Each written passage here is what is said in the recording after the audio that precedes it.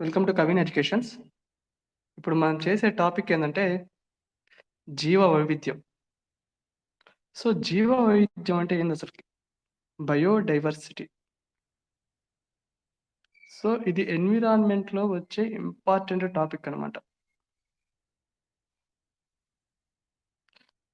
జీవ వైవిధ్యం అంటే ఏంటంటే వైవిధ్యం అంటే ఏంది?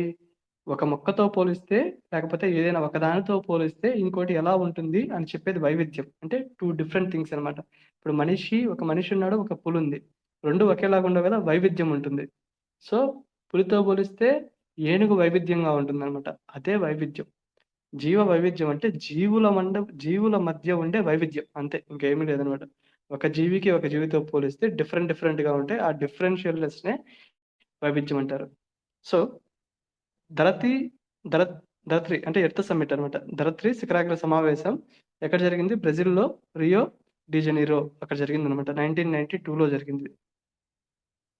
ఈ సమావేశంలోనే చాలా వచ్చాయన్నమాట.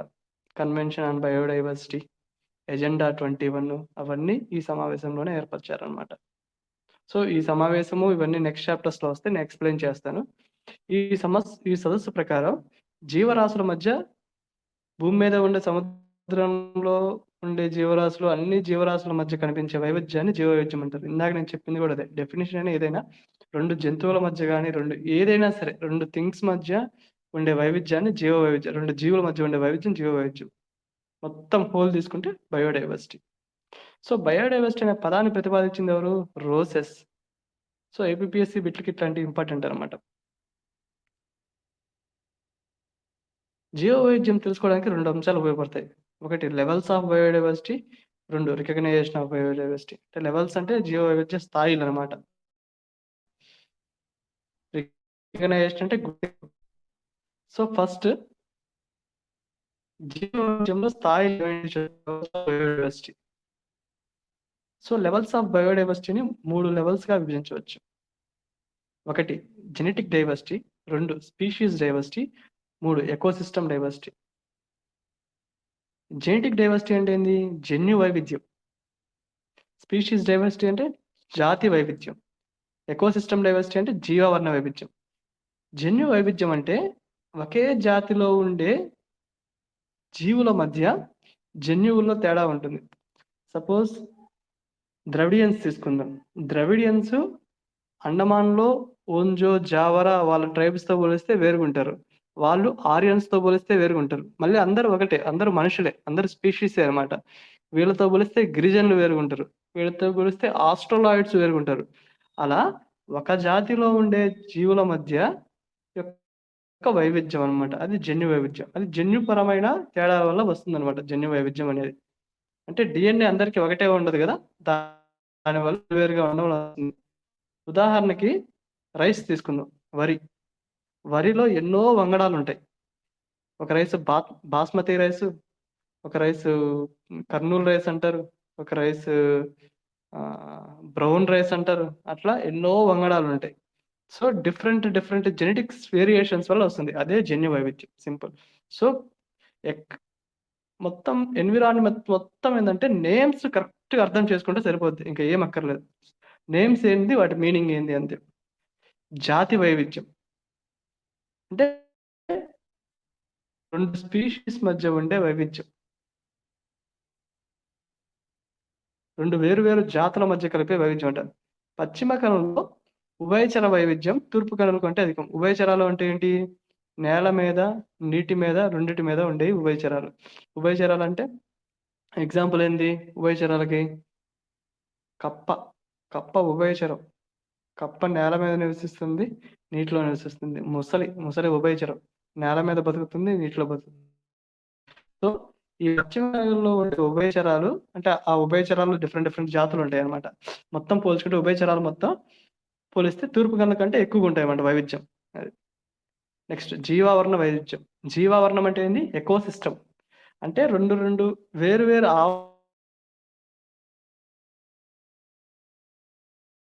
మధ్య కలిగే వైవిధ్యం అన్నమాట. ఇదే జీవావరణ వైవిధ్యం.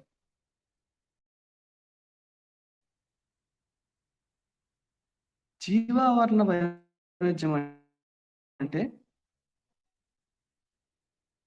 2 వేరు వేరు ఆవరణ వ్యవస్థల మధ్య వైవిధ్యం అన్నమాట. 2 వేరు వేరు ఆవరణ వ్యవస్థలంటే ఏంది? సపోజ్ ఎడారి ఆవరణ వ్యవస్థ తీసుకుందాం. ఎడారి ఆవరణ వ్యవస్థ అంటే ఎడారి ప్రాంతం ఒక ఆవరణ వ్యవస్థ. టండ్రా ప్రాంతం ఒక ఆవరణ వ్యవస్థ. ఫారెస్ట్ ఒక ఆవరణ వ్యవస్థ. సముద్రం ఒక ఆవరణ వ్యవస్థ. ఇలా డిఫరెంట్ ఆవరణ వ్యవస్థల మధ్య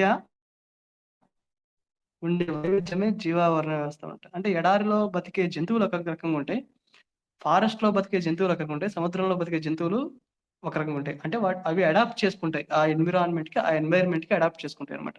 సో, జీవావరణ వ్యవస్థ ఏంటిది? 2 జీవావరణాల మధ్య జీవావరణ వైవిధ్యం అంటే 2 జీవావరణ వ్యవస్థల మధ్య ఉండే వైవిధ్యం అన్నమాట.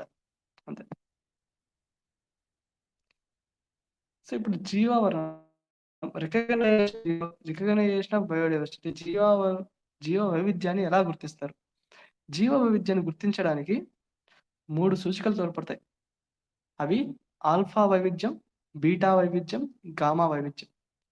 ఆల్ఫా వైవిధ్యం అంటే ఏందంటే, ఒక నిర్దిష్ట ప్రాంతంలో ఉండే వైవిధ్యం అన్నమాట. అంటే ఒక నిర్దిష్ట ప్రాంతంలో అక్కడ జీవ సమూహం ఉంటది గదా! వాటి మధ్య ఉండే వైవిధ్యం అన్నమాట. ఇప్పుడు అమెజాన్ అడవులు ఉంది కదా! అమెజాన్ అడవుల్లో డిఫరెంట్ ట్రీస్ ఉంటాయన్నమాట. వాటి మధ్య గల వైవిధ్యం. ఒక నిర్దిష్ట ప్రాంతంలోనే తీసుకోవాలిది. బీటా వైవిధ్యం. 2 వేరు వేరు జీవావరణ వ్యవస్థ మధ్య. అంటే సపోజ్ ఇప్పుడు హిమాలయాస్ ఉంది. హిమాలయాస్ ఒక పర్వతం. దాన్ని ఆనుకొని ఒక నేల ఉంది. ఈ నేల మీద ఉన్న జంతువులు, మొక్కలతో ఈ హిమాలయాల మీద ఉన్న జంతువులు, మొక్కలు పోలిస్తే వచ్చే వైవిధ్యమే బీటా వైవిధ్యం. అంటే 2 వేరు వేరు జీవావరణ వ్యవస్థల మధ్య ఉన్న జాతుల భిన్నత్వం అన్నమాట. 2 వేరు వేరు జీవావరణ వ్యవస్థలో జాతులుంటాయి గదా! వాటి మధ్య ఉన్న భిన్నత్వాన్ని బీటా వైవిధ్యం అంటారన్నమాట. నెక్స్ట్ ఎగ్జాంపుల్ పర్వతాల్లో ఉన్న జంతువులకు వాటికి ఆనుకొని ఉన్న నేలపై ఉన్న జంతువులతో పోలిస్తే కలిగే వైవిధ్యమే బీటా వైవిధ్యం అన్నమాట. సో, ఆల్ఫా వైవిధ్యంకి ఎక్స్‌టెన్షనే బీటా వైవిధ్యం. నెక్స్ట్ గామా వైవిధ్యం. గామా వైవిధ్యం అంటే ఏందంటే, ఒక విస్తృత జీవావరణ మండలంలో అంటే మొత్తం బయోమ్ గాని, ఎకోసిస్టమ్ గాని తీసుకున్నప్పుడు, ఆ వివిధ జీవావరణ వ్యవస్థల మధ్య ఉండే వైవిధ్యం అన్నమాట. మొత్తం ఒక ఫారెస్ట్ మొత్తాన్ని, అడవులను మొత్తాన్ని ఒక దగ్గర తీసుకున్నప్పుడు, ఈ అడవులు మొత్తంలో డిఫరెంట్ పక్షులు, జంతువులు, చెట్లు వాటి మధ్య ఉండే వైవిధ్యం అన్నమాట. ఒక విస్తృత జీవావరణ మండలం. అంటే పెద్ద జీవావరణ మండలం. సపోజ్ యూరప్ మొత్తాన్ని తీసుకోండి. ఆ మండలంలో ఉన్న భిన్న వృక్షాలు, జంతువులు వాటి మధ్య ఉండే వైవిధ్యం అన్నమాట. అది. సో, ఇప్పుడు ఫైనల్‌గా ఎలా వస్తుందంటే, ఆల్ఫా వైవిధ్యం ఎలా వస్తుంది? సపోజ్ చూడండి. ఆల్ఫా వైవిధ్యం ఇది, బీటా వైవిధ్యం ఇది, గామా వైవిధ్యం ఇది. ఇలా వస్తుందన్నమాట. ఇది ఆల్ఫా, ఇది పైన ఉండేది బీటా వైవిధ్యం, ఇది గామా వైవిధ్యం. అంటే లెవెల్స్‌లో తేడా ఉంటదన్నమాట. అంతే. సో, ఇప్పుడు మనం ఏం నేర్చుకున్నాం? జీవ వైవిధ్యం. జీవ వైవిధ్యం అంటే ఏంది? జీవ వైవిధ్యంలో రకాలు, levels of biodiversity, recognition of biodiversity. Levels అంటే genetic biodiversity, species biodiversity, ecosystem biodiversity. Genetic biodiversity అంటే జన్యువులు 2 ఒకే జాతిలోని జన్యువుల మధ్య వైవిధ్యం. స్పీషీస్ అంటే 2 జాతుల మధ్య వైవిధ్యం. జీవావరణం అంటే హోల్‌గా ఎకోసిస్టమ్ తీసుకున్నప్పుడు దాంట్లోని వైవిధ్యం అన్నమాట. Next recognition of biodiversity. Recognition ఆఫ్ బయోడైవర్సిటీలో ఏమంటే alpha diversity, beta diversity, gamma diversity అన్నమాట. ఆల్ఫా డైవర్సిటీ అంటే ఏంది? ఆల్ఫా డైవర్సిటీ అంటే చిన్న ఒక అమెజాన్ ఫారెస్ట్ గాని అట్లాంటి ఫారెస్ట్‌లో తీసుకున్నప్పుడు వాటి మధ్య ఉండే జంతువుల మధ్య వాటి మధ్య ఉండే వైవిధ్యం అన్నమాట. ఇది 2 దగ్గర ఉన్న జీవావరణ వ్యవస్థల మధ్య ఉండే వైవిధ్యం బీటా డైవర్సిటీ. ఇది గామా డైవర్సిటీ. అంటే ఏంది? దీనికి ఎక్స్‌టెన్షన్ అన్నమాట. అంటే ఒక పెద్ద జీవావరణ వ్యవస్థ పెద్ద అడవి లాంటి దాన్ని తీసుకుంటే మొత్తం అడవిని తీసుకుంటే వాటి మధ్య ఉండే జంతువుల మధ్య గాని, వాటి మధ్య ఉండే వైవిధ్యం గాని అదంతా వైవిధ్యం అన్నమాట. Alpha, beta, gamma diversity.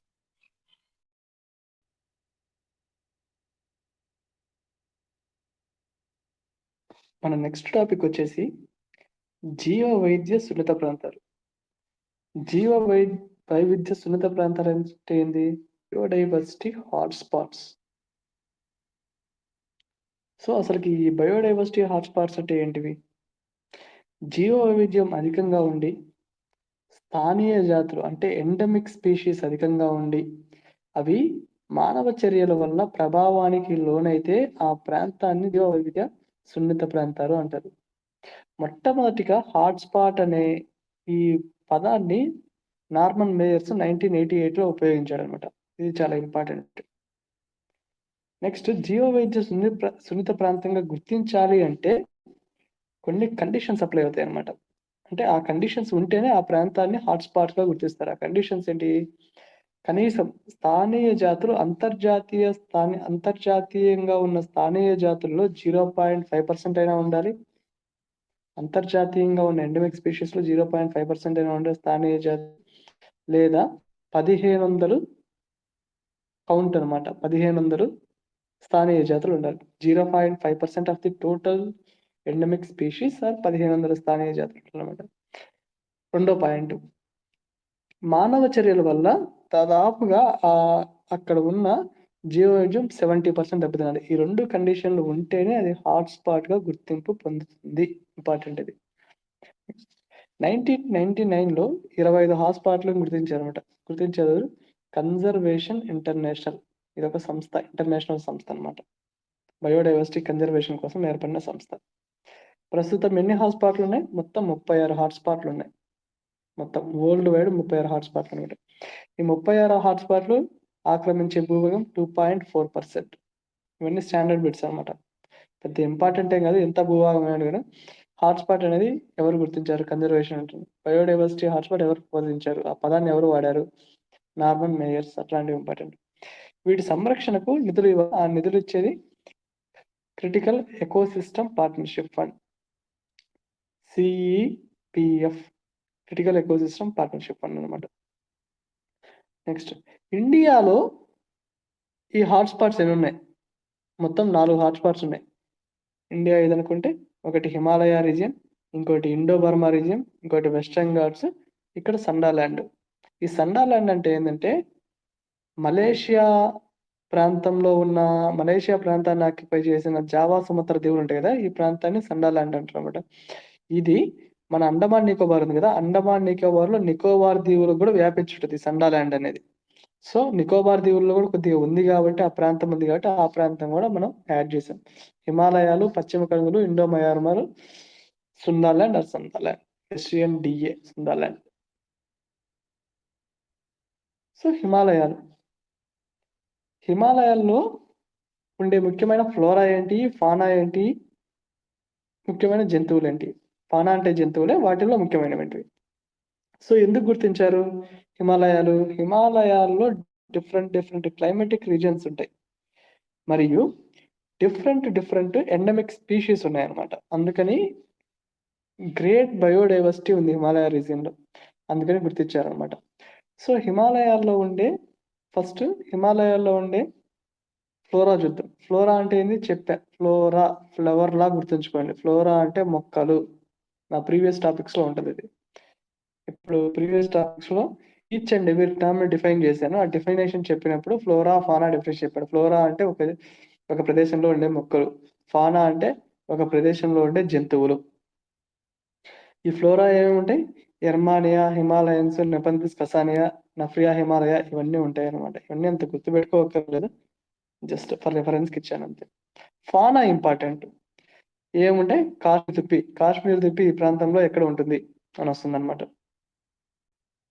హిమాలయాల్లో ఫానా ప్రాంతాలు ఉన్నమాట. ఫానా ఉంటుందన్నమాట. ఫానా అంటే ఏంది? ఫానా అంటే అక్కడ ఉండే జంతువులు అనమాట. ఫానా ఏమేమి ఉంటాయి? ఫానా కాశ్మీర్ దుప్పి, రైనో అంటే ఏంది? నీటి ఏనుగు అనమాట. పిగ్మీ హాగ్, ఢోల్ అంటే ఆసియా వన్యకుక్క, ఢోల్ అంటారు అనమాట. Himalayan red bellied, musk deer, sangai deer, red panda, అవన్నీ ఇంపార్టెంట్ అనమాట. సో పిగ్మీ హాగ్ అనేది ఒక చిన్న పంది అనమాట. చిన్న పంది, ఇది గూడు కట్టుకొని నివసిస్తుంది అనమాట. ఇంపార్టెంట్ అనమాట పిగ్మీ హాగ్ అనేది.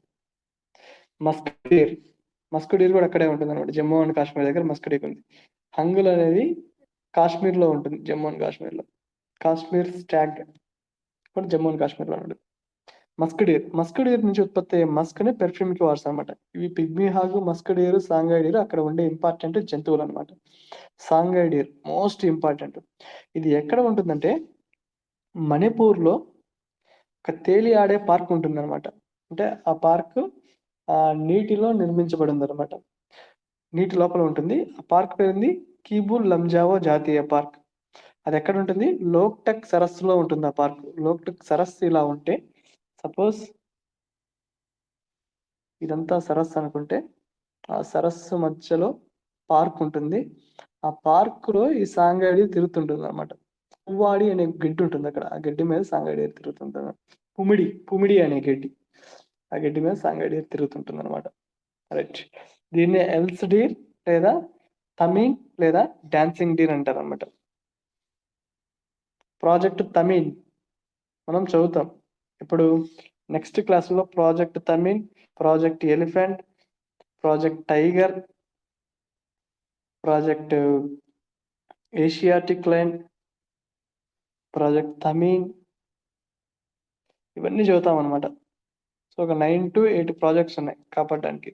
ప్రాజెక్ట్ వల్చర్స్ రాబందుల మీద ప్రాజెక్ట్ అనమాట. ఇవన్నీ ఉంటాయి అనమాట. నెక్స్ట్ హిమాలయాల్లో జీవవైవిధ్యం తగ్గడానికి కారణాలు ఏంటి? చాలా కారణాలు ఉంటాయి. జనాభా పెరుగుదల, అడవుల నరికివేత, కార్ చిచ్చు, ల్యాండ్ స్లైడ్స్, పారిశ్రామికల ఇండస్ట్రియలైజేషన్, ఇష్టం వచ్చినట్టు వేటాడడం, ఇంకా ఏంది, ఇంకా ఇష్టం వచ్చినట్టు అసలుకి జనాభా అడవులు నరికివేసి ఇవి జనావాసాలు ఏర్పరచడం. ఉత్తరాఖండ్ అడవులకి కేవలం కారణం అక్కడ ఉన్న ఆ టోపోగ్రఫీని పట్టించుకోకుండా ఇష్టం వచ్చినట్టు వాళ్ళు కన్స్ట్రక్షన్ స్టార్ట్ చేసేసరికి అప్పుడు అక్కడ వర్షం పడేసరికి ఒక్కసారిగా నీళ్లు ఎటు పోవాలో తెలియక, ఎందుకని వాళ్ళు అప్పటి వరకు ఉన్న కన్స్ట్రక్షన్స్ ఎక్కడ కట్టారు? నీటికి అడ్డంగా కట్టారు. అంటే నీరు ప్రవహిస్తున్న దారికి అడ్డంగా వేసేసి కట్టారనమాట. సో నీరు ఎక్కడ పోవాలో తెలియక మొత్తం కొట్టుకుపోయాయి కన్స్ట్రక్షన్స్ అన్ని. అలా ఇష్టం వచ్చినట్టు విడివిడిగా ఇలా విచ్చలవిడిగా కన్స్ట్రక్షన్స్ చేస్తే బయోడైవర్సిటీ అంతా దెబ్బతింటుంది అనమాట. సో బయోడైవర్సిటీ హాట్స్పాట్లో నెక్స్ట్ అనేది పశ్చిమ కనుమలు, అంటే వెస్ట్రన్ ఘాట్స్. సో ఈ వెస్ట్రన్ ఘాట్స్ మొత్తము ఉంటే భారతదేశం ఇదంతా వెస్ట్రన్ ఘాట్స్, అంటే పశ్చిమ కనుమలు. ఇదంతా ఈస్టర్న్ ఘాట్స్. ఇదంతా ఈస్టర్న్ ఘాట్స్ అన్నమాట. సో ఈ వెస్ట్రన్ ఘాట్స్లో ఎండమిజం ఎక్కువ ఉంటుంది అనమాట. ఎండమిజం అంటే ఏంది? స్థానీయత. అంటే అక్కడే ఉండి ఎక్కడా లేనివన్నమాట. అంటే ఒక ప్రదేశంలో ఉండి మిగిలిన ఎక్కడ అంతగా ఉండవు అనమాట. అంతగా ఉండి మ్యాక్సిమం ఉండవు. అది స్థానీయత అంటారు దాన్ని, ఎండమిజం. సో ఇది 6 రాష్ట్రాల్లో విస్తరించి ఉంది. ఇక్కడ ఉభయచరాలు, సరీసృపాలు ఎండమిజం చాలా ఎక్కువ. అగస్త్యమలై కొండల్లో వైవిధ్యం ఎక్కువ ఉంటుంది. సో ఇక్కడ ఏమేమి కొండలు ఉన్నాయి? జావడి, ఇంకా అగస్త్యమలై, నల్లమల్ల ఫారెస్ట్ ఉంటుంది. అక్కడ కొండలు కూడా ఉంటాయి అన్నమాట. ఇవన్నీ ఉంటాయి అన్నమాట.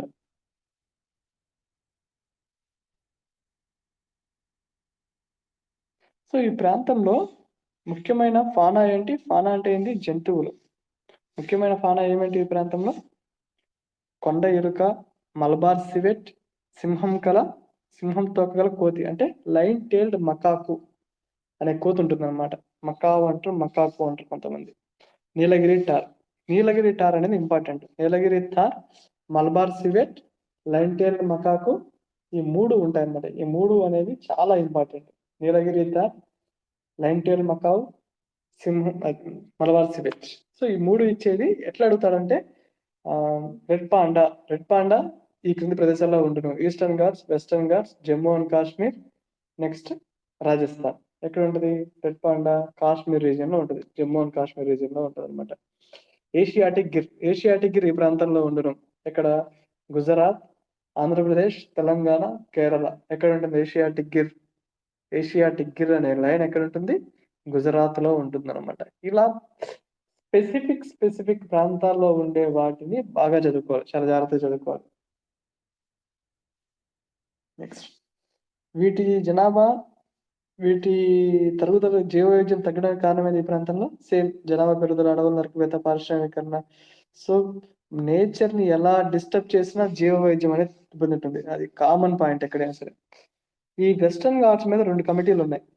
ఒకటి గాడ్గిల్ కమిటీ, గాడ్జిల్ అని గాడ్గిల్ GADGIL గాడ్గిల్ కమిటీ. 2 కస్తూరి రంగన్ కమిటీ. కస్తూరి రంగన్ కమిటీ ఈ గాడ్గిల్ కమిటీ సిఫార్సులు చేసింది కదా, దాని మీద వేసిన హై ఎంపవర్డ్ కమిటీ అనమాట. అంతే. మాధవ్ గాడ్గిల్ కమిటీ 2011లో వచ్చింది. పశ్చిమ కనుమల పర్యావరణ సమస్యలకు సంబంధించింది అనమాట. ఇది చాలా ఇంపార్టెంట్ బిట్. ఇది మాధవ్ గాడ్గిల్ కమిటీ దేనికి సంబంధించింది? పశ్చిమ కనుమలకి, తూర్పు కనుమలకి, హిమాలయాలకి, లేకపోతే బయోడైవర్సిటీ హాట్స్పాట్స్కి. దేనికి? పశ్చిమ కనుమలలో జీవ వైవిధ్యానికి. సో ఇక్కడ ఏం చేసిందంటే మైనింగ్ వల్ల, అది కాక రైల్వే కన్స్ట్రక్షన్స్ వల్ల, ఎక్కువ మైనింగ్ రైల్వే కన్స్ట్రక్షన్ వల్ల, కొంకన్ రైల్వే కన్స్ట్రక్షన్స్ జరుగుతుంటాయి అనమాట ఇక్కడ. వాటి వల్ల బాగా దెబ్బతింటుంది పర్యావరణము. అందుకని 60% ఎకో సెన్సిటివ్ జోన్ గా గుర్తించాలి అని చెప్పింది అనమాట. ఎకో సెన్సిటివ్ జోన్ అంటే ఏంది? ఆ జోన్ లో ఏదైనా ఒక ప్రాజెక్ట్ కానీ చేపట్టేటప్పుడు అక్కడ ఉన్న పర్యావరణం ఎలా దెబ్బతింటుంది అని చేసుకొని చేస్తారు. కానీ అంటే ఆ సెన్సిటివ్ జోన్ గా డిఫైన్ చేస్తారన్నమాట. అంటే కొద్దిగా పాలసీలు చేసేటప్పుడు కానీ, లేకపోతే ఇండస్ట్రియల్ ఏరియా ఇచ్చేటప్పుడు కానీ, ఇండస్ట్రీస్ కి ల్యాండ్ ఇచ్చేటప్పుడు కానీ జాగ్రత్తగా అన్ని రకాల విధంగా పరిశీలించి ఇస్తారన్నమాట. అది echo sensitive zone. Echo sensitive zone దేని ప్రకారం డిఫైన్ చేశారు? 1986 ఎన్విరాన్మెంట్ యాక్ట్ ప్రకారం డిఫైన్ చేశారు. So high level working group on Madhav Gadgil report ఎవరిని వేశారు? కస్తూరి రంగన్ వేశారు. కస్తూరి రంగన్ ఈ రిపోర్ట్ మీద మీరు వర్క్ చేయండి అని వేశారు అనమాట. ఇతను సేమ్ చెప్తాడు అనమాట. సేమ్ చెప్పేసి ఎకో సెన్సిటివ్ జోన్ లో మార్పు తెస్తాడు. 37% ఎకో సెన్సిటివ్ జోన్ గా డిక్లేర్ చేయండి, వెంటనే మైనింగ్ ఆపేయండి అని చెప్తాడు అనమాట.